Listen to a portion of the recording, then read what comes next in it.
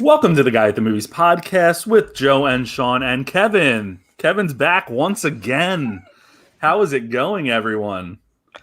Oh, I guess I'll go first. Usually we start at the top of where you, or excuse me, at the bottom of wear your damn masks as our conclusion. I'm going to say it at the top as well because I am now quarantined for 14 days because a kid in my class had a positive case. I've already tested twice. Both are negative, but I have to stay cool and everything like that. So I'm good. I'm okay. I'm teaching from teaching into my laptop, but then the whole school went down for two weeks. So now everyone's remote teaching. So it's going great. So it's been a quiet week for you. It's been a very quiet, not much has happened, very chill kind of week. Still managed to watch a lot of movies. I don't know how that happened, but yeah, you have quite the list this week. Kevin, how are you doing? Similar boat. I'm teaching not remote, hybrid, teaching kids who are remote but in school, and just feeling that same sentiment of wear your damn mask on every commute that I have to and from work. It's just like I saw one guy on the platform on the subway the other day who wasn't wearing a mask, and my mind just like melted. I was like, what are you doing? So yeah, very mumuch the same. Wear your mask, be kind to each other. I've not been able to process nearly as many movies as Sean. His brain is much better than mine.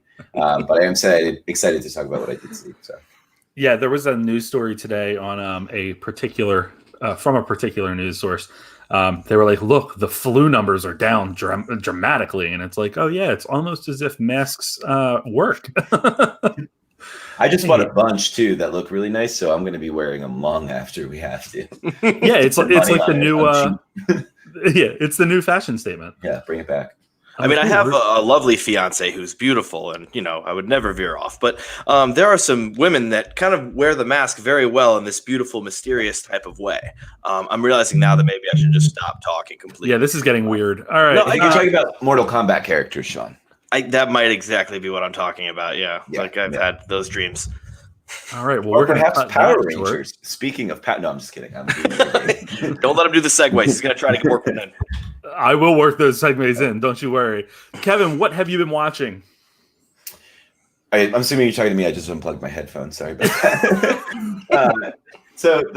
I watched Scream 3, and I'm excited to talk about that. But I have also embarked on Haunting of Bly Manor, which is the sequel to last year's wonderful Haunting of Hill House, directed by Mike Flanagan.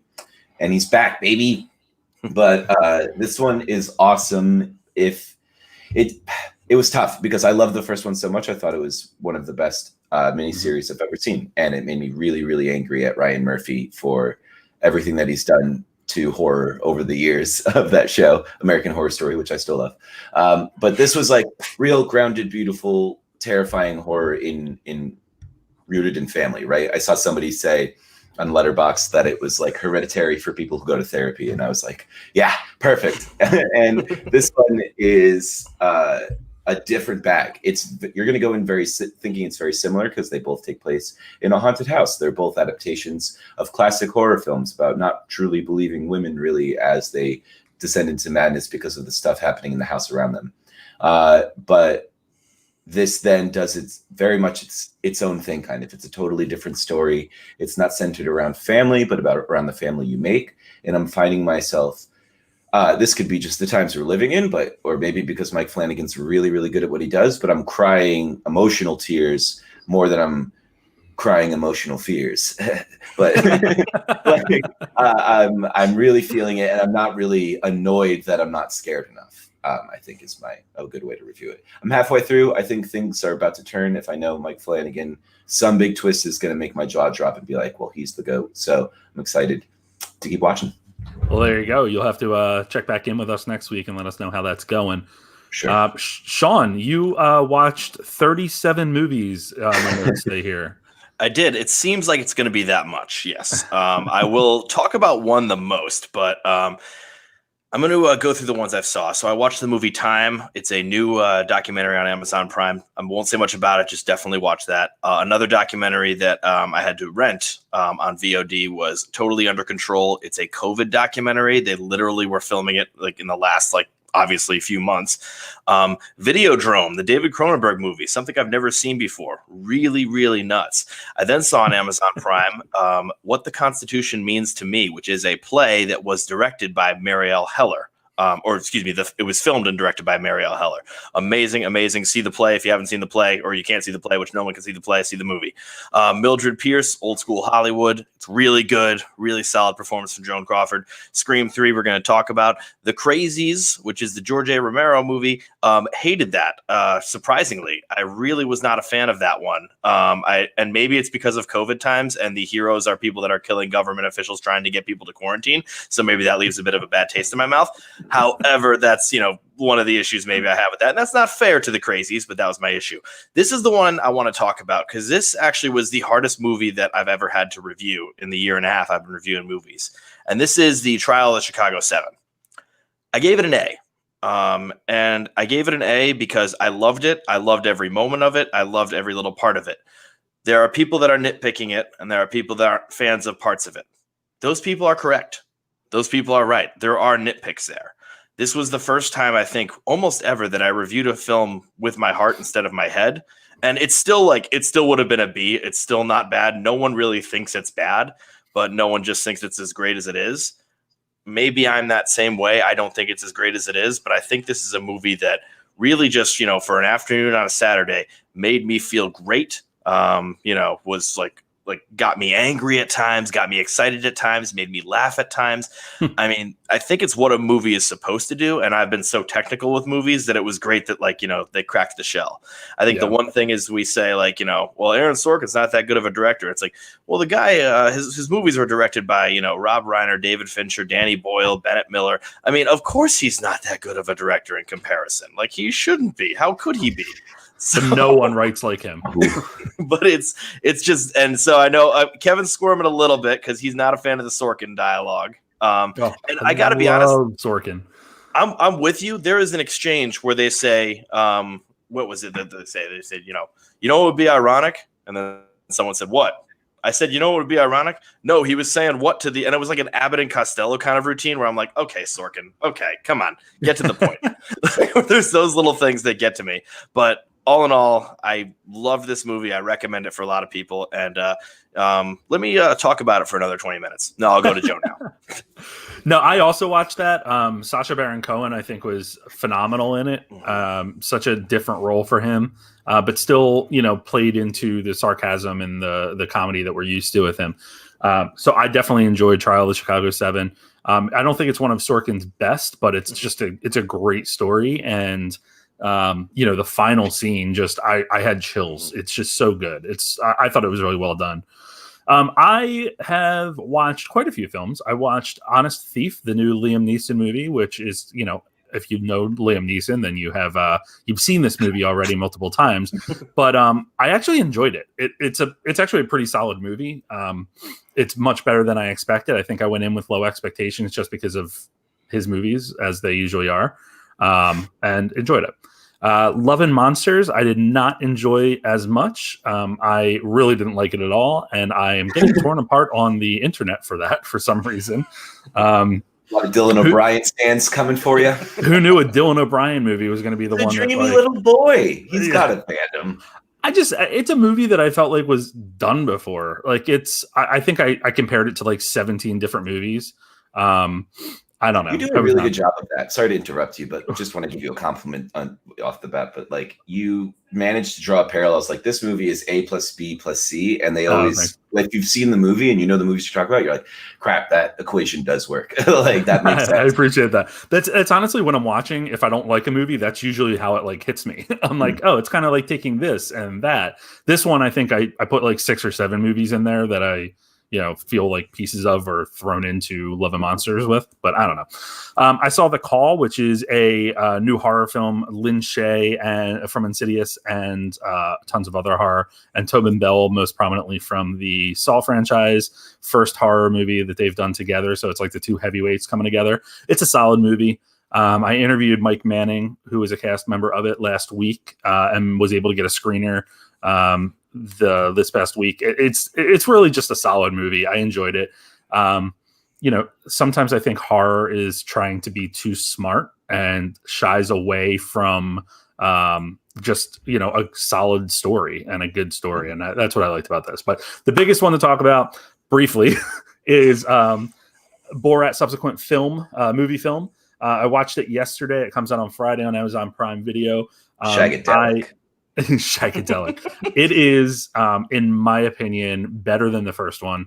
I did give it a 5 out of 5. I very much enjoyed it. I'm not going to spoil anything, but it's just incredible how Sacha Baron Cohen is able to make you squirm and make you, you know, scream, "Oh my God," and can't believe that he pushes the envelope the way that he does, but makes really great points and puts a mirror up to society through all of his ridiculous hijinks. So it's just so well done, and I can't wait for you guys to watch it so we can talk about it next week. Yeah. But I very much enjoyed it. Very much enjoyed it. I downloaded a copy of it, watched it already. It's wild that Sacha Baron Cohen has been Trump for the last 4 years, that he's been playing the president and it's been punking us all. And you they had Sean reveal that in going the for a movie. minute. Yeah, it's just. I was quoting some of it tonight, and I just want to talk about it so bad, so I can't wait for next week. All right, so we are continuing our Scream watch. As a reminder, Sean had never seen Scream, and then we found out that Kevin had never seen the Scream movies, and we are up to Scream 3, which is, spoiler alert, my favorite of the series, beyond the first one. I like the first, obviously the first movie stands alone, but in Scream 3, we are in Hollywood, and Stab 3 is being shot with Gale Weathers and Dwight Riley on set as advisors to Jennifer Jolie. Unfortunately, a killer decides to off the cast in the order of the screenplay, and only Sidney Prescott, now in hiding until the killer tracks her down, can solve the riddle. Sean, what were your thoughts? I'm sorry, Joe. And I want to hear your side of it, and I'm looking forward to hearing your side of it. But I think that this movie was very incomplete in every path it wanted to go down. It first did the thing where it's like, oh, it's writing the screenplay, and as it, like, the killer's writing their own screenplay, and as it does it, they're slowly getting picked off, and that seemed to sort of stop. Like, then I look at, like, really cool, like, you know, the chase through the old set and the old house, and I was like, this is pretty great. But then that doesn't go further. Then they want to talk about the trilogy, but then that isn't explored further. I think it's that, you know, they tried to play the hits of the first two, and they never played a single one pretty, you know, solid. They were given this great sandbox to play in with Stab 3, and I just don't think they really played in the right way. I look at, you know, the characters that we have loved so far. Nev Campbell's character kind of sidelined for a lot of it until the very end.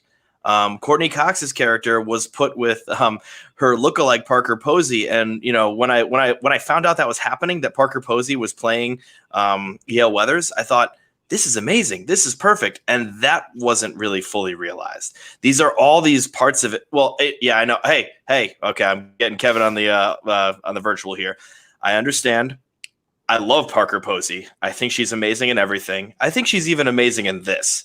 I just think that all of a sudden it turned into like the two of them running around, and it just didn't really go as far as I wanted to. And maybe I had higher expectations. Oh, I'm getting hit by Kevin. I know it. But that's kind of where I thought is I felt that this was a little bit incomplete.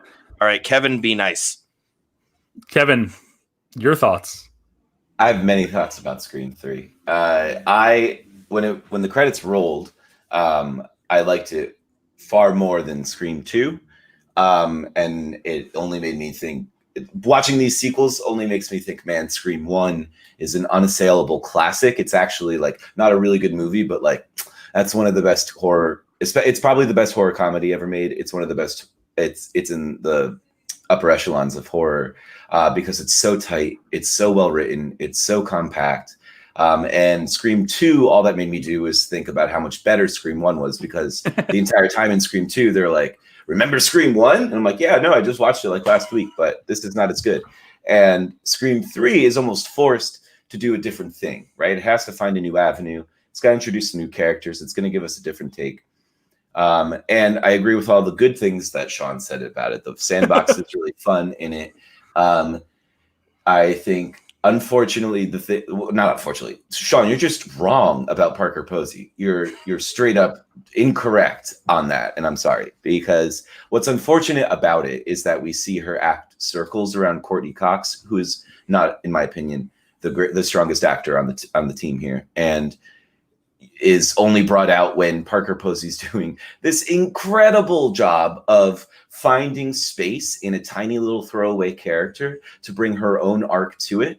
There's this point where she like makes the flip where she's at first nervous about playing Gale Weathers, and then she's like, how am I going to do this? And then she's being very much an actress about it, and like, what's my motivation? And then there's a scene later on where she's like, okay, fine, I am Gale Weathers, and I'm going to start thinking like Gale Weathers, but a better Gale Weathers. And then she's like, Gale Weathers is like, crap, all I do is record people from my purse. I don't know what to do. And she's like, the real Gale Weathers would. And she swipes her into the back lot and is like popping up in the back of the screen in every scene and just straight up stealing it. I'm getting off on a tangent, but Parker Posey deserves it because she's incredible. Unfortunately, let me get into what my problem with Scream 3 is. The more that I think about it, the less I like it. With Scream 2, the more I thought about it, I was like, okay, that's a pretty serviceable sequel. I'll give it an extra half star. But the more that Scream 3 sits with me, the movie that I was watching for 90% of it, in my opinion, was way better than the movie it turned out to be. Joe, I texted you with about an hour left. About an hour left, and I was like, okay, I'm calling my shot. I think it's these characters. I think there's a really compelling reason why it would be them. I think they're setting up those breadcrumbs in a way that you don't feel cheated at the end, because it's like, okay, yeah, that's a twist, but like I was led there. And instead they're like, no, you fool, you stupid idiot. It's this person who we barely developed and is actually the killer. And I was like, same. Joe will disagree with me. The same thing I thought was going to happen, but with a different character, basically, in a way that made it seem much cheaper. And so the more that I sit with it, Sean's right that like it sets up all these cool things that it doesn't really ever accomplish. But I think it has way more fun. I think it tells its own original story. I think it tries to wrap up the thing of the trilogy really well. I think the Jamie Kennedy experiment cameo was fantastic, really well done. And I think that the Roger Corman cameo made me add a full star to this review. If you're a horror fan, he is a legend for starting the careers of many, many, many famous directors, horror or not, right? I believe Fincher, Demi, all of these people worked with this schlocky producer, who I think the director in the movie is supposed to be. I think that director is supposed to be Roger Corman at a younger age, making like grimy, grindhouse, pulpy movies. And yeah, I applauded my screen when I saw that. So I think this has a lot of fun. I think it does a lot of great things. And I think Parker Posey should have won an Oscar for what she did. It's my review. I very much enjoy Scream 3. I do think it wraps up the story rather well. And I think you'll see more of that when you get to Scream 4, which came so far after Scream 3. There's the one scene that always sticks with me is when they're in the house in the hills. I just think it's absolutely hilarious. Like there's just so much good back and forth, like running outside, running inside, running outside, running inside, room to room. I think they give some of the lesser developed characters in previous films a little more room in this one to just kind of be. But I like the wrap up. I really do. I think that the setting of it is great. The reveal I think was really cool, and it's a reveal that made sense to me. Of course it's a character that wasn't really developed, and we only we don't find out much about him until this film. I'm trying to like beat around the bushes, but also realize that this is a 20-year-old movie. So, you're introduced to him in this movie, but I liked it. It's one that I'll rewatch over and over again. How spoilery can I get? I'll let you talk, Sean. I just want to find this out before I go for it. It's 20 years old. Okay, cool. Sean, go ahead, and then I'll say my piece. So I just want to talk about something. I want to talk about the black character in it.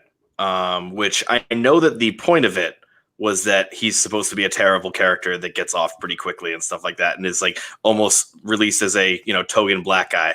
What's amazing about that is that he literally plays the token black guy in Not Another Teen Movie, and I looked it up to make sure. And so the fact that this guy played the same exact character, with the exception of not another teen movie being aware of it and sort of like literally saying that. And, this movie, I know that Scream 3 is going to be aware of their tropes as well. So they were definitely aware of it as well. But there was something there that stuck in my craw. It's not, that didn't make or break the movie for me. But that was one thing that I noticed where it's like, oh my goodness, this actor, this poor guy has been playing that role twice. And both of the times pretty aware of being that role. He's a very meta career that he's got, unfortunately. So, I think the stuff with, I think that Scream 3 subverts that in a way, because he survives up until one of the final scenes, right? Mm-hmm. And they're recasting one of the white characters from Scream 1, right? They have to, because I don't think, were there any black characters in Scream 1? But so that was another kind of, I thought, funny bit. I think Scream 3 is totally aware. I think it's still Wes Craven, like being, knowing what he's doing best, right? And so anytime that you're like, oh no, I think I'm giving it the benefit of the doubt pretty hard. Yeah. I mean, I felt like the ending was a bit forced with the reveal of the killer, and it all worked out. It all was there. I'm not digging for plot holes in a Scream movie. I'm not going to do that. That's silly. But I just felt like when they were revealing it, and then he explained everything, I was like, okay. But that's a trope of the series too. I think where the killer's like, and here's why I'm doing it. It's like a reveal, which is great, right? It's also a play on him being a filmmaker, right? Like, right. Oh yeah. Spoiler.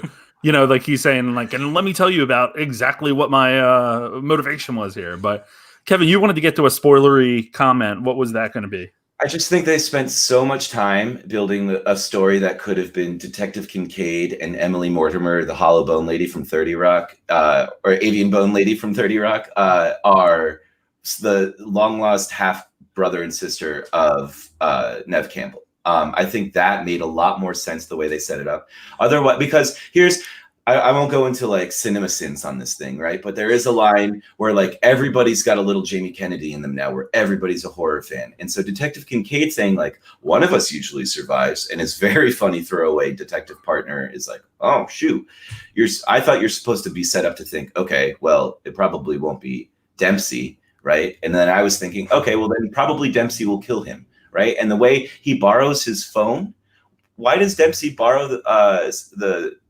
director's phone and then never give it back, right? He does a lot of awkward, weird shit. And the more I think about it, I'm like, I think they're doing that just to get people like me who are like trying to get the movie before it's got, right? And that's fine. I understand I'm a target to horror directors who think I'm above it because I'm very smart and I have a big brain.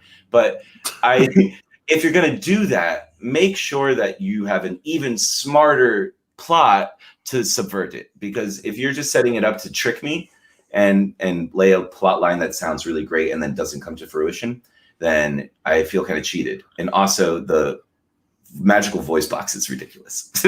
That was insane. Kevin, I think like one part of that was that possibly the original draft in the script, and that's why they'd never really sewed it back up. Now you're giving it the benefit of the doubt of like they were being sneaky back and forth. I'm saying, yeah, they were going one way, then they went the other way because that actor wasn't there or something like that. Mm-hmm. Like, that's my and I just made a Patrick Warburton voice. Good. We didn't even talk about Patrick Warburton. He was phenomenal in this film. Fantastic. I love that guy. Listen, I think the fact that we're able to dissect this film as much as we are speaks to it being a solid film, in my opinion. I do think that there are, of course, I recognize the comments that Sean made and the knocks and stuff. But I do think, we're also in 2020 right now. Movies arguably have gotten more intelligent as moviegoers have gotten more intelligent and know what to expect. So I do think that this was Wes Craven playing with a lot of the like the reversals here, right? Like you think we're going down here, but nope, just kidding, we're going this way. Like you're not going to figure this shit out. Sure. So hey, just wait until the Scream 4 conversation because this is going to be a weird one. But speaking of twists or solid endings and like big payoffs, I didn't mention this and I forgot to. The ending of Borat's subsequent movie film is going to blow your mind. That's a spoiler. Don't even say that. Stop that. That's not a spoiler. Does he end up being Abby Hoffman? No, all I'm saying is that it's just, like you'll see a lot of reviews out, and the reason it's reminding me is because I just saw one pop up.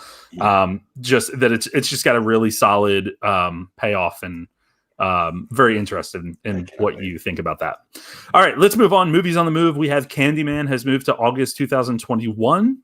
Legally Blonde 3, which has been in development since 2018, is getting a release date of May 2022. They announced that yesterday after there was a Legally Blonde reunion on Zoom or something. Happiest Season, which is the Kristen Stewart, Mackenzie Davis film, where they are a same-sex couple that goes to Christmas at the latter's home. And Kristen Stewart's going to propose, but she comes to find out that her girlfriend isn't out to her family. So it's a romantic comedy. It actually, I'm really intrigued by it. And oddly, it's like the best performing story on guyatthemovies.com right now, which is just pretty fascinating to me. Like, I guess there's a lot of people out there waiting for this movie. And then Ghostbusters Afterlife has moved to June 11th, 2021. That was originally scheduled to come out this year, and then it was moved to March, and then it was moved now to June 11th, 2021. So, never a shortage of movies that are on the move. But actually, similar to that, there's never a shortage of comic book movie news either. And what we are going to roll into now is a story that we had first talked about after DC Fandom weeks ago, Sean. Excuse me. This is the Static Shock movie. Static Shock was a black superhero character that spawned a TV series and was actually pretty popular. They are resurrecting the movie, or I'm sorry, the comic series, but they also are making a Static Shock film that now has Michael B. Jordan attached to produce. So that's pretty cool. The story is about a black teen who's exposed to a gas that leads to the development of electromagnetic powers. So we're probably going to get a lot of explanation of like Static Shock and stuff in that movie, breaking it down. But I think this sounds interesting. I was a huge fan of the WB show as a kid. I think it started as a cartoon, and then they were like, okay, let's make a comic from here. I think. I'm not positive on that. But, and if memory serves me correct, the gas that he gets his powers from gives a lot of teens in New York or whatever the fictional city is, powers as well. And they are all kind of like elemental powers. So there's like a guy who's like fists turn into rocks, and there's a magma shooting dude, and and he gets into scraps. It's a really fun show that I liked a lot. I love Michael B. Jordan. I think he's a little too old to play Static Shock. I hope he's not thinking of himself for it. Who's the guy from who's the kid from Stranger Things? I feel like could do like a better job, though. I don't know if we're going to get into this news, but he could appear in another superhero universe pretty soon, I think. So maybe save him. What are you talking about? I gotta look up the actor's name, but one of the four kids from Stranger Things. Yeah, I know who you're talking about, but what story are you alluding to? What other? He could be playing Miles Morales in a live action Spider-Man in the multiverse. See, I have Justice. Justice is too old. Smith. Justice Smith. I don't think so. No. I feel like they tried to make him an adult in the Pokemon movie, which is a sentence I just said. Oh, he's old. He's too old. Miles Morales is supposed to be like 15, I think. So like, I want him to play younger. I mean, I love the idea. Never watch a WB show where all the teenagers in high school were. I hate it. I hate them all. Like, why are they all 35? So no, I want them. We have the ability to cast younger. If not, just use Irishman technology on them and engage the face that way. But back to Static. It's a really fun show that I'm excited for. My question is, and I've been thinking this for a few years now, why are there so many black superheroes whose power is lightning based? If you think of Static Shock, if you think of Black Lightning on the CW, if you think of Storm from the X-Men, there's a few that I'm probably leaving out. If you think of Shocker from the newest Spider-Man, which is kind of a stretch, it's not really electricity, but whatever. It's interesting that I don't know what it's saying, but it's something that I've been chewing on for a few years now. Of like, that's an interesting observation. A definite trend that is out there, and I don't know if it's like laziness or like I guess electricity again because he's like live wire. I don't know, right? But it's like You see it a Electro. lot, way too much. Yeah. Interesting. Yeah, Very they recast Electro, and they're like, we have this guy with electricity powers, and he's actually white, and they're like, no, we can't have that. They're doing it. They're putting everybody in there. It's weird though. I love the idea that Michael B. Jordan is, going to be a producer in this, getting a black voice to something of this nature. I think that this guy knows how, superhero films are done. He was in probably one of the best ones of the past couple of years, Black Panther. And I just think he sort of knows exactly how these things, what makes them tick, and he can give that proper voice to make it pretty good. And not director, obviously, but somebody that's going to be involved and somebody who hopefully won't shut up and get involved in, regards to development. I'm with you. And, continuing on, the next story just goes to show the focus on diversity in a lot of the films that we're going to be getting within both Marvel and DC. Black Adam, the Dwayne The Rock Johnson movie that also has Noah Centineo and Aldous Hodge in there. We are getting Sarah Shahai, I believe is how you pronounce the name. She's from the show Person of Interest. She has been cast, and she will be playing a university professor who is also leading the resistance in the fictional city or country, rather, of Kahndaq, I believe is how you pronounce it, Kahndaq. And it's the country where Black Adam is from. To me, this kind of reeks of how Black Adam is the anti-hero. So it kind of reeks of she's probably playing the role of the person that helps him see the good in people or whatnot. But I think it's good casting, and that movie is just really fascinating. It upsets me that it does not have a release date as of now. I think that's just because things are so unpredictable. I hope, hopefully we don't read too much into the release date, or hopefully the public doesn't read too much into the release date of, it being well, that means the movie's not happening. I think this movie is pretty solidly happening, especially with more casting news. It shows that they are developing. It's just right now, things are just in such chaos that. Yeah, it's not a question of it not happening. It's just confusing to me why you see all these other movies get the release dates pushed back and moved around, and especially comic book movies that are reliant on what comes before and after them to continue the story. When they're, especially with this, where it's going to be interplaying with Shazam. It's just so odd that they finally said we're getting rolling on it, and oh, by the way, we don't have a release date. So yeah.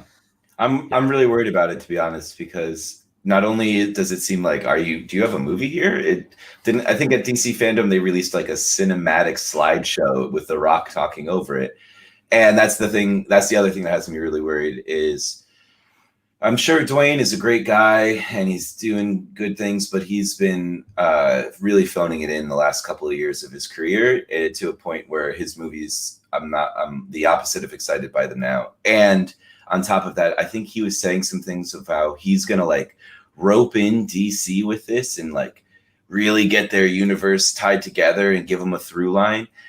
He is not the man for that job. I know that he likes the money and probably wants to put his face on that, but I think that's a terrible idea. And I feel like we're already seeing that it's a half-baked idea that's going to put them right back to where they were when they were trying to copy what Marvel was doing.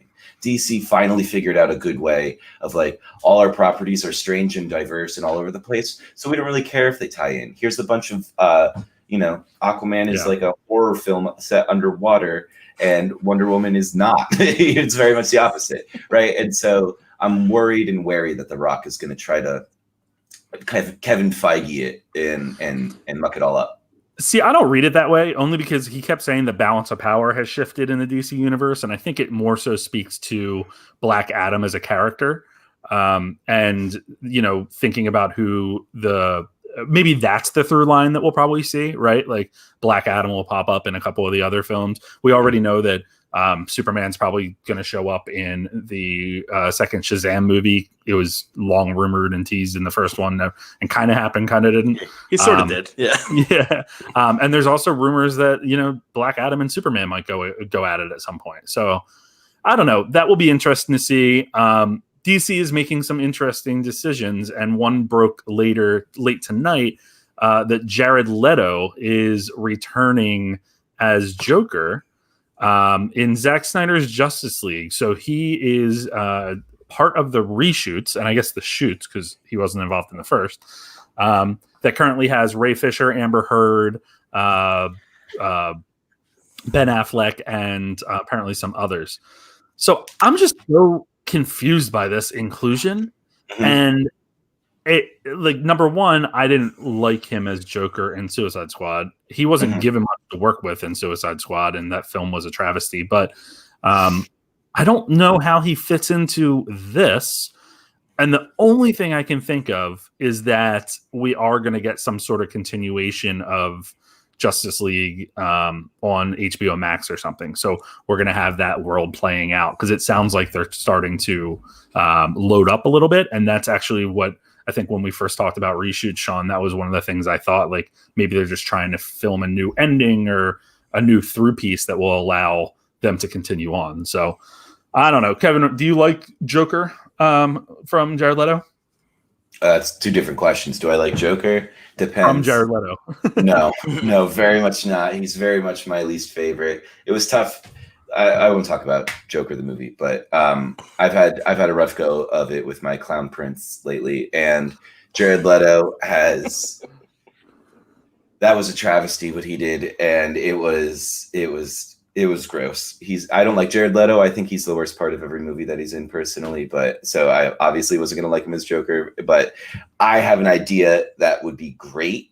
I'm worried about your idea that we set him up to then be in a TV show. Let's not. He doesn't need to be around. So here's what we do. Flash is running around. He's creating some time paradoxes. He's going into other multiverses. He skids to a stop. He sees Jared Leto as the Joker, and he's like, I'm edgy and crazy. He's like, I have to go back. We have to destroy this universe. And he goes back into the multiverse, finds Batman, and then they go and hunt down Jared Leto's Joker. I think that is the story that could really end the Justice League in a good way. The only way. I don't want Jared Leto back in these movies at all. Sean, thoughts? I look at it as either this does open up like a can of worms of like all these other different like Justice League, HBO Max type of situations where Jared Leto's involved, or this could simply be like they're going to come in for reshoots. He's going to reshoot like a 2-second thing where it's a fun little cameo where like some people can go, whoa, look, there he is, and get all excited.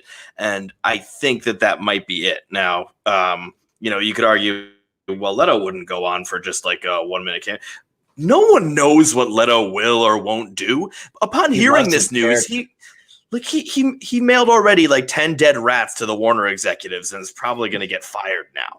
Like, there's no, like, what are we thinking with this guy? We're really thinking he's predictable. I think about something like this, and I think about, you sort of put it best. Like, why?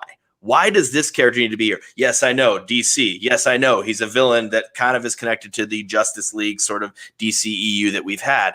But, there's no other establishment for him here. There's no reason for him to be in that Justice League movie. There's no reason for him to be there. Like Amber Heard, I kind of get that they're bringing her in for a little bit more. I think that's a little bit of a sidetrack, but it's like, okay, we're talking a little bit about Aquaman. Like, she was in a little bit of it, so I sort of get it.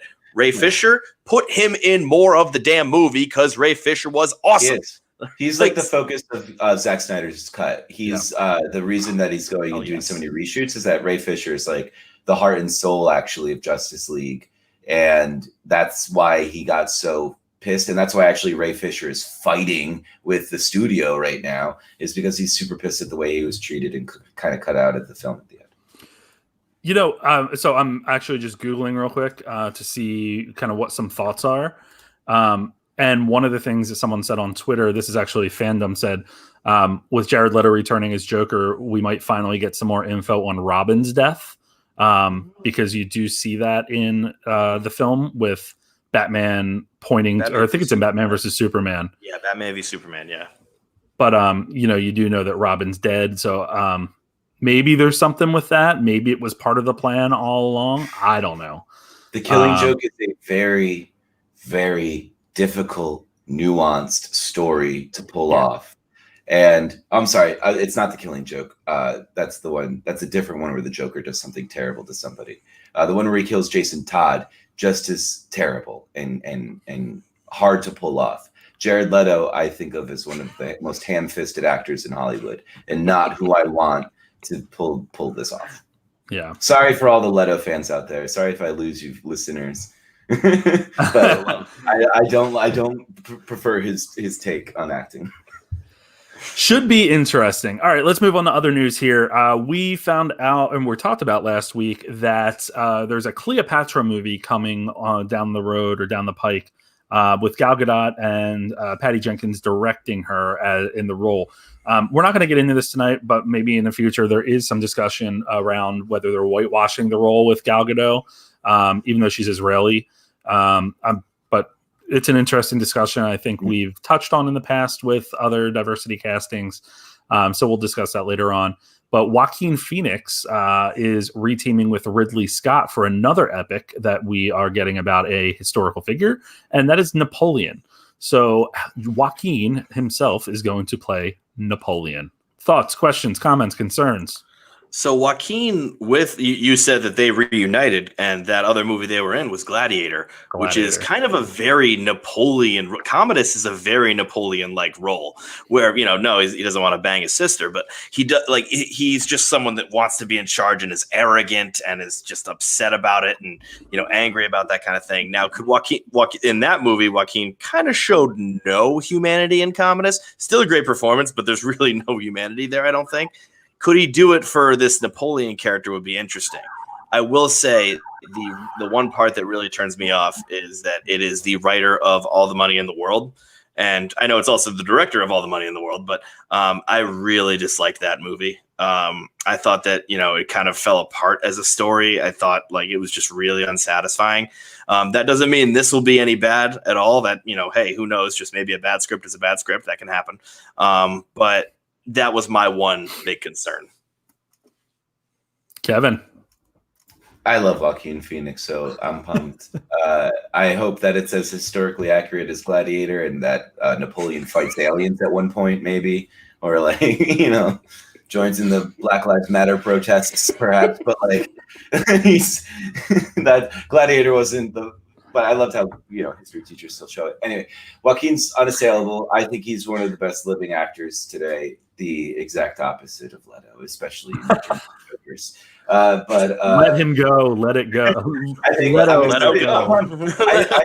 I wonder, as it's a real person from history who's lived a very long life and has had a few comebacks in his time before his final exiling.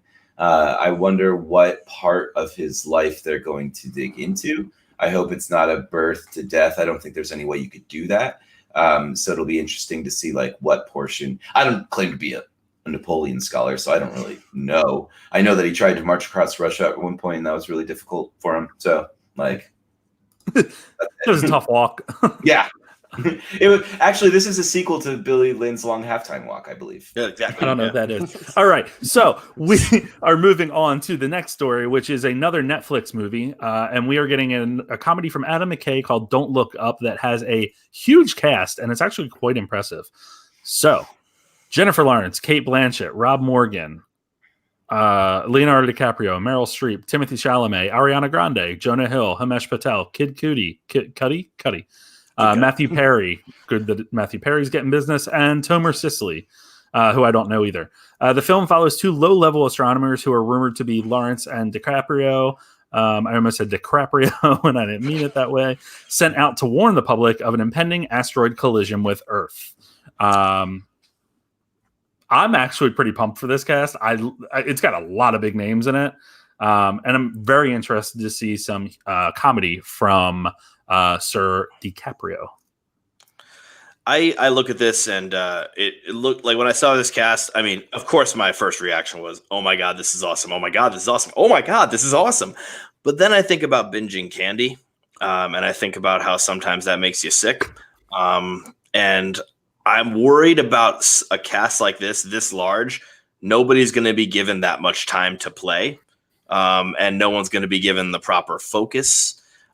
Maybe it can work out. And I also don't know beyond that plot doesn't seem like one that can showcase a lot of people. But maybe there's something where they discover, infinite universes and each one's on a different world. And it's crazy. I don't know if that's actually, I'm going nuts right now, but I worry about, just that much of a cast is are they wasting it when it's that much of a cast? I think Adam McKay is really good. at handling gigantic casts in funny roles, all and making little bit parts shine. I think you can look at Wes Anderson films to put yourself at ease too, and think like, holy crap, that's got an insane cast, and I know every single person. The bellhop is like, Sir. I almost said Sir Richard Gere. It's been a long Bill day. Murray was in like the hotel manager or something. Yeah. Yeah. And so I'm less worried about that. I think it's actually great. I think it's going to be really funny to see Meryl Streep turn up for a cameo that totally steals the scene and then disappear for the rest of the movie. I'm fine with that. Which is exactly what happened with her in Little Women. She was in Little Women for like 0.5 seconds and was actually, I don't think, that great in it because the role was shitty, but she had to do what she had to do. She was in like 3 scenes. Yeah. I think the better Little Women thing is when Bob Odenkirk just shows up and says, "It's my Little Women." And I'm like, I think we're going to see more of that. Like Meryl Streep's just going to come and be like, I don't know. It's my Little Women. Hell yeah, Meryl. They're like, no, Meryl, that's the other movie. Yeah. All right, so moving on, next story, the biggest story of the week, in my opinion. No, I'm very excited about this. So 2017, we got a reboot of the Power Rangers movie, and they were trying to take it into a more mature direction. Didn't quite work. Changed the story a little bit. Went a little insane with it. It wasn't a bad film, but it wasn't a great film. So now we find out that the creator of It's the End of the Effing World from Netflix, Jonathan Entwistle, he's going to oversee, Hasbro. So Hasbro's E1 production banner is going to be launching a reboot of Power Rangers that will be a film franchise, but also have connections to a new iteration of the television show. To me, that sounds like we're going to get some streaming from Power Rangers. I would say like, well, I don't know who Hasbro is aligned with right now, but I could see like a Netflix Power Rangers series that continues the story or something. But I'm excited about this. The rumors in the past were that they were going to try to go back to basics. It probably will be some sort of like time travel thing to get us back to like the early days of Power Rangers instead of trying to, create it today. But Kevin, are you a Power Rangers fan? I was a huge Power Rangers fan, man, and I didn't have many friends growing up, so I would just like watch an episode and then go out and like fight, pretend karate out in the yard for hours. It was awesome. In my mom drive to like 7 different KB toys to get the head flipping Power Rangers. I was going to say, remember that one? That was the GOAT. That's also when I found out, spoiler to your younger fans, but that's when I found out Santa wasn't real, because I saw those presents early and it blew my skull apart. You can bleep that out if you want to for your younger audience. But I'm pumped, I guess. When I was reading about this, the thing I noticed was that, is it Saban? Nick Saban, he got coronavirus and then he sold the Power Rangers to somebody else. But I'm curious if that has anything to do with it, like new blood bringing new money into the franchise, because I don't think Hasbro had the rights to Power Rangers before this. And I would rather they keep the spirit of the TV show for kids. That's who it's for. I'm kind of sick and tired of people trying to bring IPs that were created for children. Now that the kids are growing up, they're like, now we got to make it edgy. And it's like, no, I enjoyed this as a child, so it would be cool if we could make it for children. We should still make stuff for children, actually. And so it'd be cool if we got both. So maybe we get an edgier movie universe where we can watch some awesome John Wick style Power Ranger fights, which would be hella tight. And then also for the generations coming up, give them Dino Force Volume 7 and let them come up with their own set of Power Rangers that they love that I've never heard of. That's okay too. There is a short film. Sean, did I send you that short film? I feel like we talked about this. I've seen it on my own. Which is awesome. Yeah. Isn't Tommy in it? Tommy, he pops up in anything. It's Paycheck. He filmed it in between, like low-level Comic-Cons in Omaha, Nebraska or something. Sean, thoughts on this?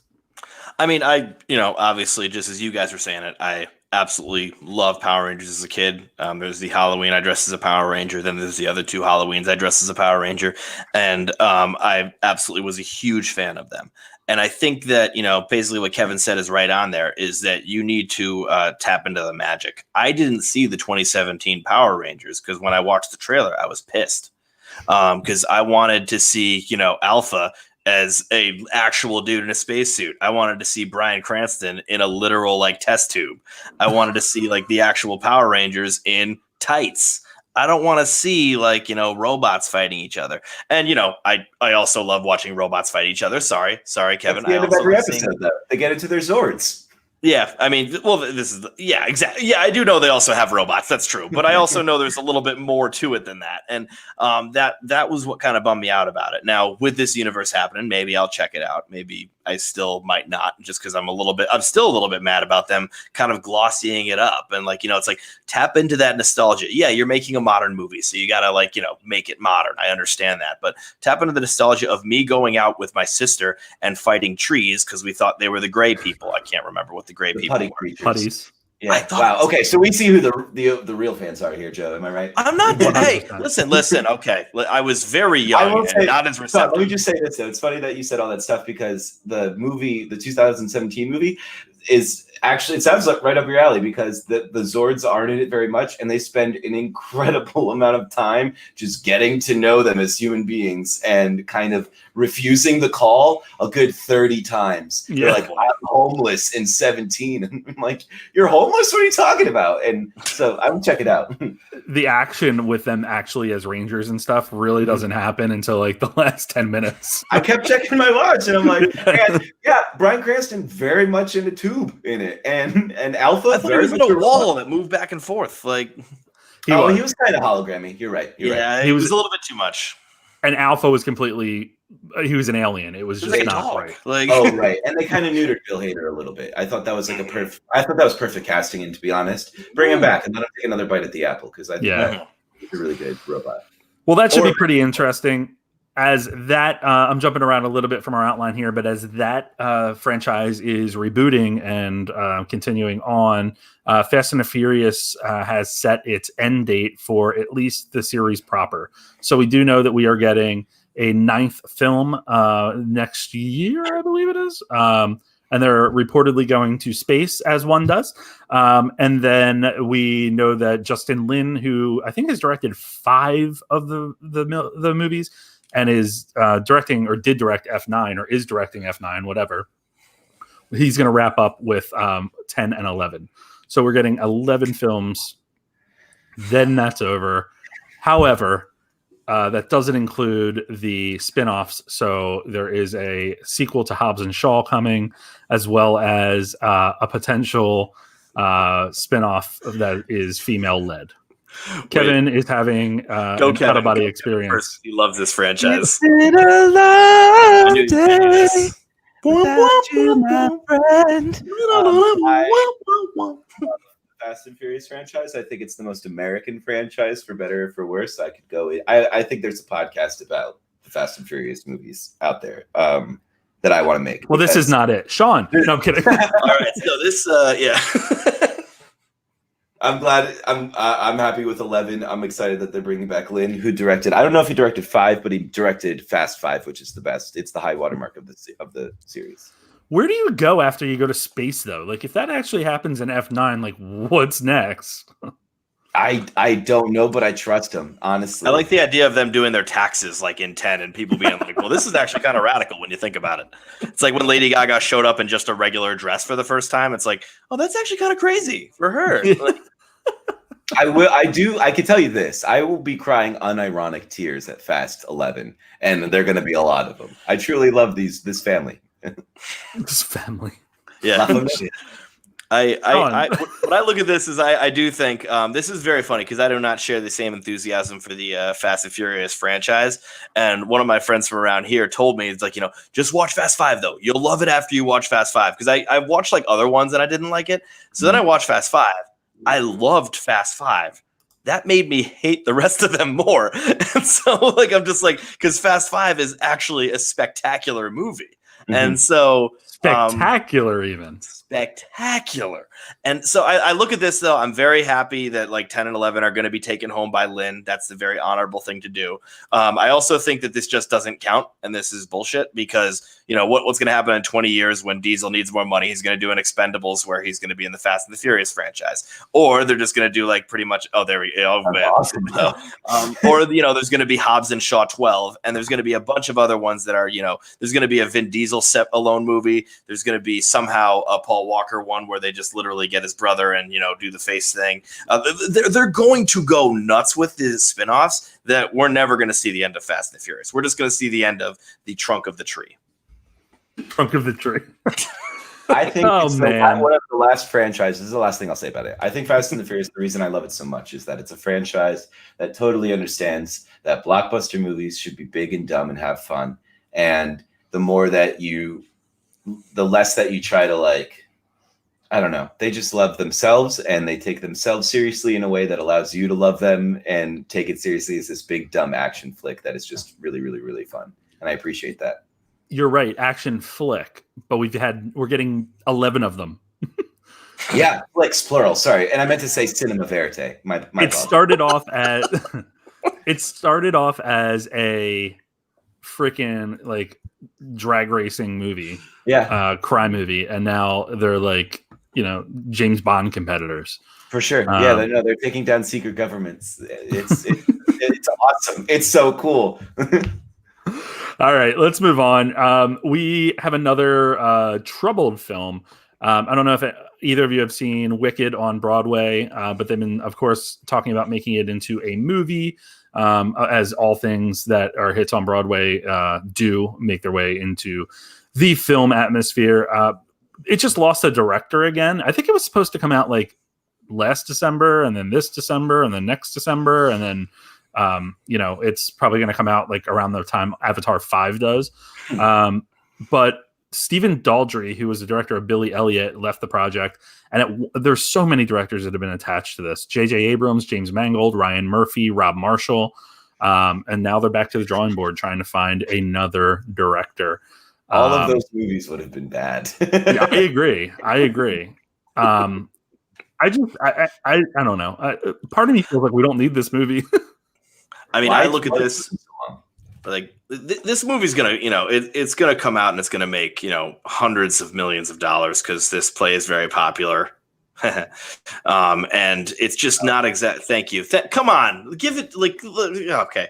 But you laughed at your own joke. I did the you should chuckle. It's not a laugh, okay. But regardless, I think that I think that the salaries are going to defy gravity when it comes to which director is going to be a part of this. I look at this and I would love to see this as a movie musical. I would. I bet it will be bad.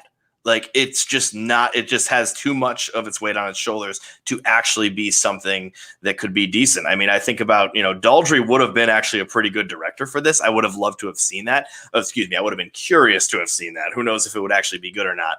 I think that this, I think the studio is going to press on with this one because they know that no matter what, people are going to see it. All right. This isn't like Cats where the popularity back in the 90s was ironic. And so now it was so further long ago that pretty much everyone has forgotten about it. This will be something where, Wicked is recent. Wicked is, actually good because there's nothing actually good about Cats, including the musical itself. But Wicked is actually good. And so the movie won't be good, but it'll be a financial success. So we will be seeing a Wicked movie somehow, some way. I think it was made too late, but now trying to wrap my brain around it, I'm thinking of all of the theater girls that from your high school that went to go see Wicked, and it was a seminal experience for them, and they went and did a semester of acting in their freshman year of college after seeing it. They all have kids now, and they're probably really gonna want to take their families to go see Wicked, right? I feel it's got a built-in audience. So no matter, I feel it's late, but I'm not the audience. I'm not their target demographic. And to me, the best part about Wicked is when John Travolta said, "The wickedly talented Nadel Nazim," when he was introducing Azina Nadel. Wait, well, now I'm going to screw up her name. Yes. at the Oscars. It's great, but Idina Menzel. yeah, and wickedly talented Nadel Nazim. I think about that once a week still, but Wicked, not so much. Sean's right, though. It's going to make a ton of money no matter who directs it. It feels kind of cynical and soulless a little bit. Like, who cares who directs it? It's going to make money because people like it. But that's like big blockbusters nowadays, right? Except for Fast and Furious. I do like the idea of the type of film that Hamilton released with kind of like getting you on the stage and being a unique viewing experience of the actual original stage play. I feel like that's a good step to getting like a primer for a movie down the road, because we still know we're going to get a Hamilton movie one day. That's definitely going to happen. But I feel like In the Heights is coming out next year, right? Yeah, In the Heights is coming out next year. So I guess I would like Wicked like to go that route. Clearly they can't because Broadway is shut down right now and they probably didn't film it that way, but just get it out there and get people excited about it again, because I think, Kevin, you're kind of right. Like it's been out for a long time now. And it just worries me that it's not going to be that successful. Part of the reason that Wicked was a success was because of the talent that it had associated with it when it first came out too. Well, I'm sure they'll be able to get back. Although I don't know if their pipes are where they ages are a little. And then, some people just want to see the fantasy casting, like where they want to see, like, just like these Disney live action. We want to see who's going to be cast as Pumbaa or Timon or Scar. And so people want to see who's cast as the witchy witch, whatever they are. But Kristen Chenoweth is Kristen Chenoweth. I think she's like actually the perfect casting for that character. I think they hold on to her. She also looks like she's still 15 years old. So. Maybe they could do like a CGI live action hybrid or go the route of The Lion King. Where all you have to do is worry about voices, and so it looks like the Polar Express. yeah. Put Beyonce in one of those roles for her uninspired. Oh boy, Lions attack. That was when I was done with the movie. I remember watching that and being like, seeing lions attack. Okay, well, thank you for your participation in this film, Beyonce. It was really wonderful to have you. Here's your paycheck. Your driver's waiting. Well done. Joe, you mentioned the Hamilton live kind of broadcast on Disney Plus. I just want to make a quick plug that I like Hamilton a lot.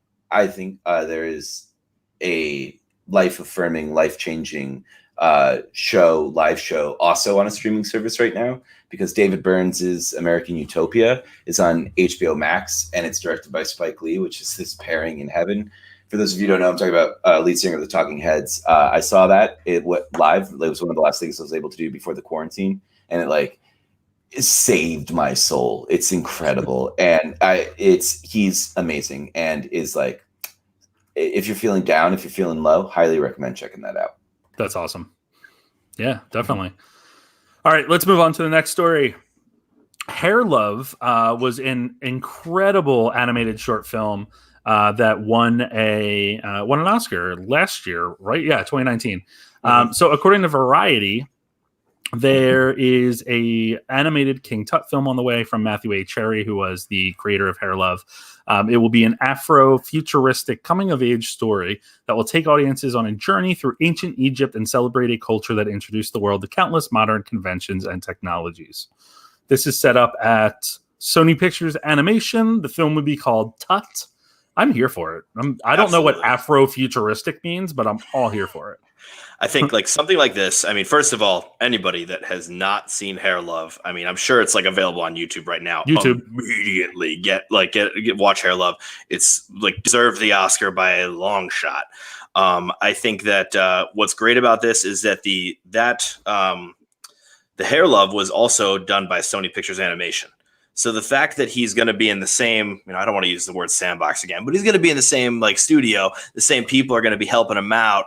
It's going to be a lot nicer that, we know he can do something great. We're going to let him do what he wants.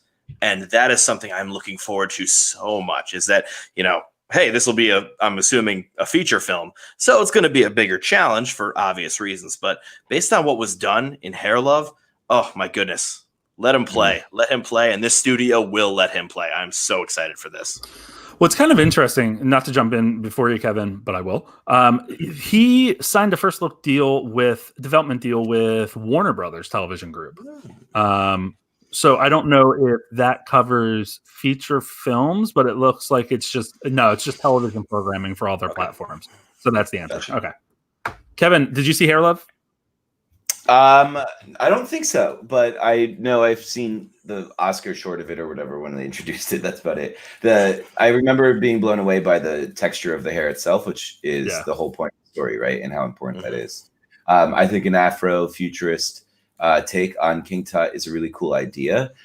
That's when you talk about technology from the Black diaspora point of view. So a lot of the time, like what would happen if people were allowed to flourish without white settlers coming in and starting up chattel slavery, right? And so I think it's a really cool take. I think Black Panther shows us that like we're craving that right now. And I think King Tut is like the perfect avenue to kind of introduce that in a really slick, cool way. Yeah, I think it's a cool idea. It's going to have some really steep competition in another animated film that is being developed. Katie Weck from Jane the Virgin has a spec script out for a Sausage Party meets Toy Story R-rated comedy that's been acquired by New Line. And it's going to be a combination of CGI, animation, and live action. Sean looks pumped for this. I got to say, I was not a fan of Sausage Party. I thought it was stupid, to be quite honest. So I'm all for R-rated takes on stuff. Obviously, it's a lot of fun to like be able to play in that sandbox as we are overusing that today. But it's going to be a bunch of dildos. I mean, like, this is going to be like a situation where, like, let's face it, it's like, whoop, Toy Story meets Sausage Party. It's going to be Toy Story, but irreverent. It's going to be sex toys. And they're going to have the puns where it's like, you don't want to know where I was last night. I'm already writing the script of this piece of shit. Like, Aaron Sorkin is on board to write the script. Do you want to know what would be ironic? What? Do you want to know what would be ironic? No, I said. Kevin, you're excited for this. I think Sean's right that we all wrote this script the first time we saw Toy Story. I'm positive that there's a Robot Chicken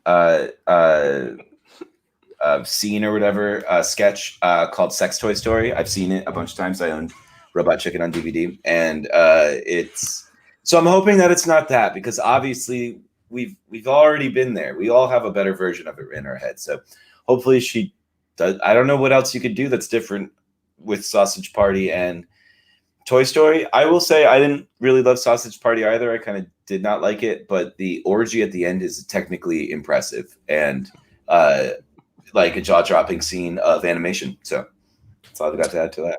I mean, it's interesting because Sausage Party did have like this depth to it where, like, you know, it's like about this, it's irreverent food coming to life in a grocery store. And then it has bold takes on atheism. And I think that was actually sort of a brilliant move. But then all of a sudden it's just like, you know, but also we're going to be irreverent for the sake of being irreverent. And, you know, hey, did I laugh during those irreverent parts? Oh my God, yes, of course I did. But is it like, did I like think about it a day later and think, was that actually something fulfilling? No, it wasn't. Isn't Sausage Party meets Toy Story just Sausage Party? Exactly. She should actually keep the same name. That would be hilarious. That would actually be great. I just feel like we've seen this. Like this has been done before. You're going to choose something else, probably sex toys, to play off of. And what if it's not dumb, though? What if it's sex positive? And what if it has really interesting takes on female pleasure? And no, seriously, like I feel like, what if let's have some hope. Maybe it doesn't have to be the lowest hanging fruit, and maybe she just does something interesting with it that makes you feel good and positive about your bodies and sex when you come out of it. But I bet you lowest hanging fruit's going to be a joke in the sex toy movie. You're true. That's true. We have to stop writing the script. We're gonna have writer credits here. Like right, the movie's hello, SAG. Oh shoot! I'm gonna tweet her right after this. All right, and next story: Ed Helms and Harrison Ford are going to star in the miserable adventures of Bert Squire aboard the Horn High Yo, from college humor writer Ben Balea, and it is inspired by a true story, which will follow a man who goes on a sailing vacation after a midlife crisis and ends up shipwrecked with a crazy sea captain. This is The Lighthouse. I mean, Ed Helms is a little older, but this is The Lighthouse. Yeah, it's going to be interesting. Like, and that's the story. All right. Yeah, like Did you Wait, say Kevin, Harrison keep Ford talking, was the please. I'm other sorry. guy? Oh, I keep interrupting. Harrison Ford is the other guy. Yes. Wow. Yeah. Okay. Yeah. He's gonna do a beard. He's gonna do a Defoe. I mean, this is the Lighthouse. Yeah. Now that you say that, I'm not It's as curious excited. to see what. It's curious to see what Harrison's got in this stage of his career. How much he's willing to give to a movie. So Maybe this is actually the next Indiana Jones movie. Oh yes. All right. Last story for the night. got some stories for you, kid. Yeah, and then all of a sudden Shia LaBeouf is swinging with monkeys in the background or something. All right, last story of the night. We're going to focus on disaster movies because if there is one thing that we want in 2020, it is more disaster movies because the world is not a disaster enough. Roland Emmerich's Moonfall has added. Sorry, I'm just trying to get to my cast list here. and Stanley Tucci and John Bradley from Game of Thrones. They join the already announced cast of Patrick Wilson, Halle Berry, Charlie Plummer, and Randy Thomas. The story focuses on the moon being knocked off of its orbit and sent onto a collision course with Earth. Oh, so good. This is Kevin's pick for Best Picture right now. This is Armageddon 2. Like we've seen this before. This is how every Star Wars sequel works, where it's like, I don't know, we make the thing bigger, I guess. I mean, I don't think, like, I'm not a full-blown scientist, but I think that all the moon has to do is knock off its orbit and shit will go crazy. So just do that. Like, it doesn't need to crash into the Earth. I mean, this isn't Melancholia. Like, just, kind of do, like, a little, like, and then the gravity will go weird. That sounds like a little bit of fun. I just think crashing into Earth, we've seen that. And do it now. Like, please put us out of our misery. I know. I hear the plot and I'm like, whatever, Roland. I can't even be bothered to think about this, man. Have you looked outside? Go ahead, crash your moon into the Earth, man. Whatever. I'm just gonna set up my security camera for my apartment and just shine it outside. That's gonna be my movie that I release in a few years. Yeah, like just 90 minutes of that. Are disaster movies overdone? Because we get a ton of them. I mean, we got to think about it as overdone. I mean, the name of the genre is disaster movie. So, I don't think a subtle disaster is really necessary unless it's Contagion. Other than that, it's just like, the disaster does have to be big. It has to be a towering inferno or an airplane it's airport. Yeah. Well, both of them are disaster movies, kind of. Or it has to be like an Armageddon. Even the titles alone suggest Deep Impact, suggests that there is going to be something monumental occurring, and that has to happen. So I don't know, maybe not. Kevin, is there an appetite for all this, though? Like, do we have an appetite for disaster films when the modern world that we're living in is an absolute disaster and people are dying every day from a disease that's only getting worse in our country? I don't. I think there are only two options that you get from disaster movies now. Either it's not as bad as the current disaster playing out before our eyes, and you're like, stupid fucking movie, you don't even know the worst of it. Or it's way worse than the disaster happening before our eyes, and I'm like, read The Room, movie. I'm in a bad place right now. Maybe don't show the world on fire.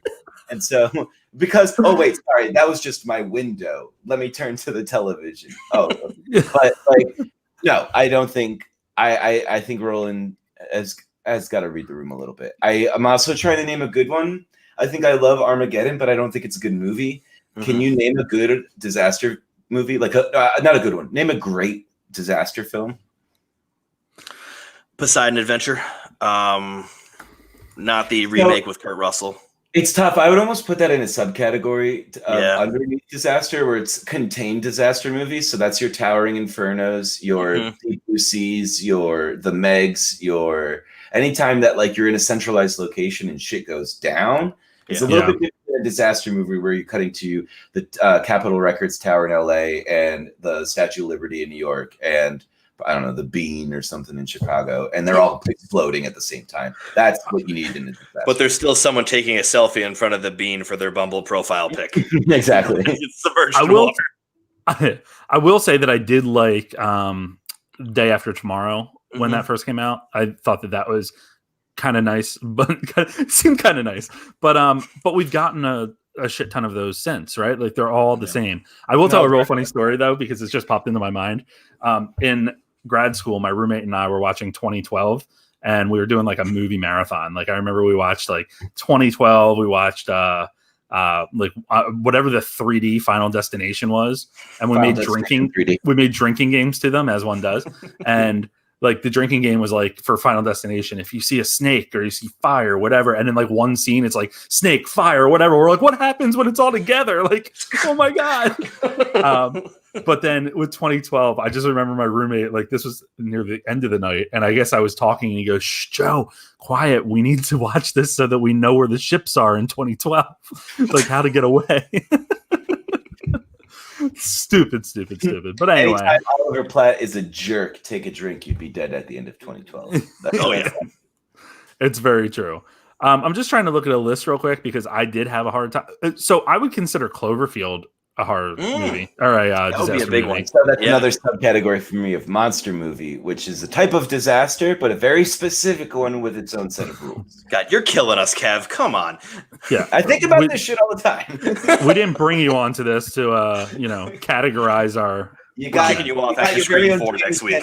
Here are the rules of disaster films. Yeah, I'm gonna have a lot of editing to do tonight. Sorry.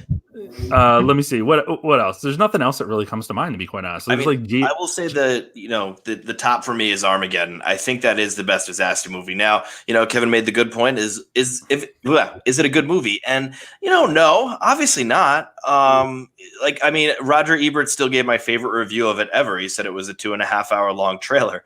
I think that was just like absolutely brilliant writing from Raj. And I think that something about that, though, is that, the world, like meteors are hitting the world and the world has the potential of ending. And because it's so silly, it sort of is still an easy disaster movie to watch, even now when, we are around rubble all over us. And I think that that's the kind of thing where it's like, it's so silly that we don't take it terribly seriously. It's like, oh, yeah, the stakes are the world ends and, they have to blow it apart by then.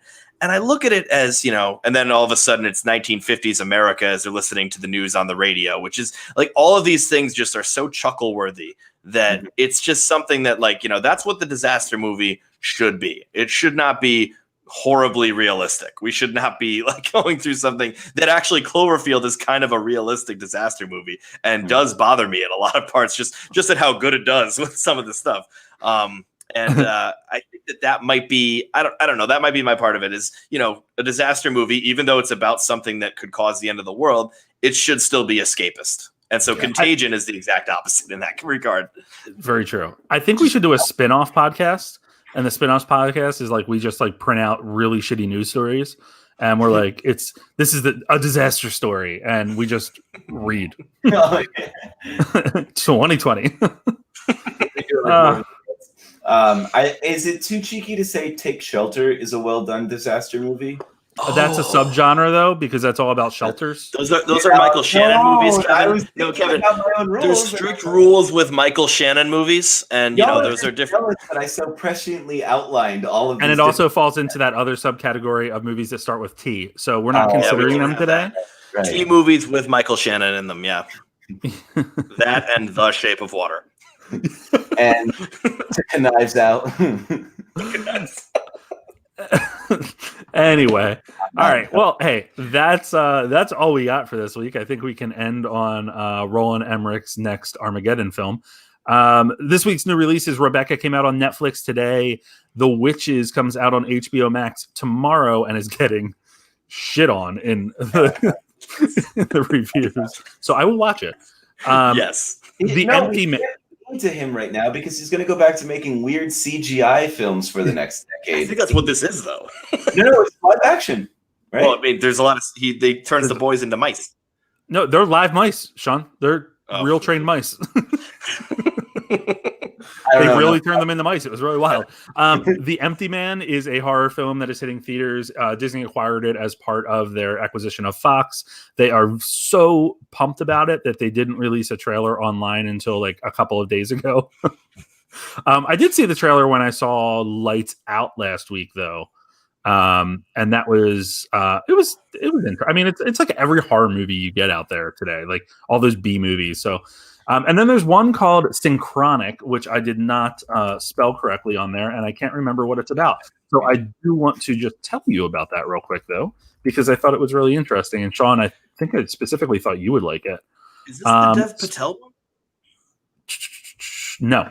Synchronic, which is a 2019 movie, but looks like it hasn't hit theaters. Yeah, so tomorrow it starts in theaters and VOD. When New Orleans paramedics and longtime best friend Stephen Dennis are called to a series of bizarre and gruesome accidents, they chalk it up to a mysterious new drug found at the scene. But after Dennis's oldest daughter disappears, Steve stumbles upon a terrifying truth about the supposed psychedelic that will challenge everything he knows about reality and the flow of time itself.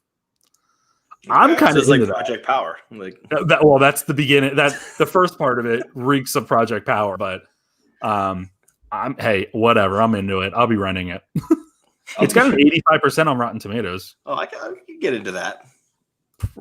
Wait, Project Power, meanwhile, on Rotten Tomatoes, it has Joseph Gordon-Levitt and a Saints jersey score. I don't know what that means. 60%. Oh, yeah, that's right. Thank you. 60%. That's about 60%. Right. Which is at 57%. All right. So that is that in terms of what's coming out. There was something else that was coming out and I can't remember. But yeah, anyway. I think, what is that movie called? Borat? Oh, yeah, and Borat comes out Friday as well. Are you freaking kidding me, dude? Yeah, baby. I don't know. Do I make you horny? I don't know Kevin, I think, hit his head. It's a disaster now. It's a disaster movie. All right. Kevin, where can people find you or where do you want them to follow you? Big news. So I submitted my appeal to Twitter yesterday. You might be able to follow me in a couple weeks, but if not, find me on Letterboxd at KevBot9000. I've been getting a couple of new followers in the last week or two, and I'm wondering if that's the guy at the movies bump of sorts. Definitely. We're big with that. I'm pumped. Come read my crappy takes. Yeah, we're big with that. That's why we can't get sponsorships yet. No, I just didn't. We haven't enabled them yet. Anyway, Sean. Where can they find me? They can find me at Instagram at Math Teacher Movies. And then tomorrow I will be on the Silver Screen podcast at 6:30 on Hudson River Radio. And then it will be a podcast the next day, wherever you get your podcasts. Joe, do you listen to that podcast? I don't actually. I didn't. I meant to add it last week when it was mentioned. Yeah, I need to do that. And you can find me on I'm like losing it. I told you this is why I wanted to record early. I'm tired. You can find me on this podcast. You can find me on Instagram at Guy at the Movies, Twitter, Guy at the Movies 1. I have started a TikTok, and it is very stupid. But I am I'm arguing with TikTok because they took down my review of Borat today. I've just been putting the movie posters up, but because he's in a mask bikini, they took it down for nudity. So have they seen anything else on TikTok? Like they're worried about Sacha Baron Cohen in a mask. Yeah, I was like, all right. Anyway, so that's happening. And then keep it with guyatthemovies.com for all of the movie news. As we should have said this at the beginning probably, but we recorded tonight only because the news up until yesterday kind of wasn't really, I think, worthy of a full episode. And we wanted to make sure that we were delivering the goods, and it didn't fail. We got some good stories late last night as well as some today, which always seems to happen to us. It's either like right when we're recording or right after. So other than that, you can listen to this podcast anywhere you get your podcasts. Apple, Google, Overcast is a game. Yeah. Yes. Spotify, all that stuff. Myself. What? I just made an Overwatch reference. Like 6 people who are listening to this podcast just went, "Yeah, Orisa!" Overwatch is a video game that you accidentally just said, and so I made it. We need to go. All right. As we said already, wear your damn mask. And Sean, tell us about voting.